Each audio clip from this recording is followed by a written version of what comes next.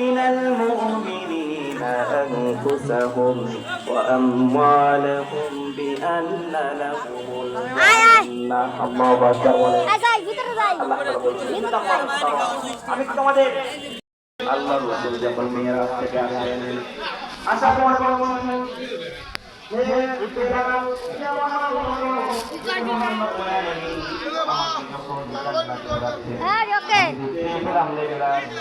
আমার জান্নাতের রাস্তার সামনে শোনা যাচ্ছে আল্লাহু আকবার বলবেন হযরত আবু হুরায়রা হাদিস বর্ণনা করেন আল্লাহর রাসূল সাল্লাল্লাহু আলাইহি ওয়াসাল্লাম আমার এই আমলটা কবুল করেছেন এইজন্য জান্নাতে আপনার সামনে সামনে আমি বিলালের পায়ের আওয়াজ আপনি শুনতে পেয়েছেন আল্লাহু আকবার বলেন।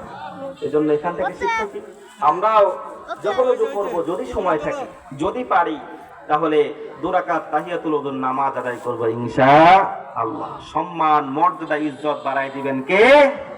এখান থেকে আরেকটা বিষয় পাওয়া যায় গোপন আমল।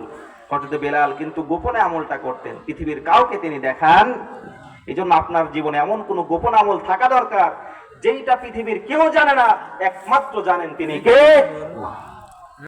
এবং এই আমলের কারণে আল্লাহ তুমি এই বিপদ থেকে আল্লাহ তুমি আমাকে বাঁচায় দাও।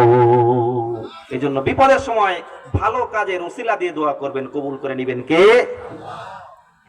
আমার ভাইরা যেই কথা বলছিলাম আল্লাহ রাসূল সাল্লাল্লাহু আলাইহি ওয়াসাল্লাম এক পর্যায়ে দেখলেন কিছু মানুষ যাদের জিহ্বা আগুনের কেচি দিয়ে কাটা হচ্ছে।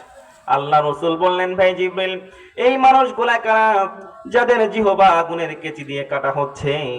তখন তিনি বললেন হে আল্লাহর রাসূল দুনিয়ার বুকে এই মানুষগুলা ছিল বক্তা শ্রেণীর মানুষ, আলেম শ্রেণীর মানুষ, যারা শুধু মানুষকে উপদেশ দিয়েছে কিন্তু নিজে আমল তারা করে নাই। এমন বক্তাও বর্তমান বাংলাদেশে আছে কি নাই বলেন? সারা রাত ওয়াজ করে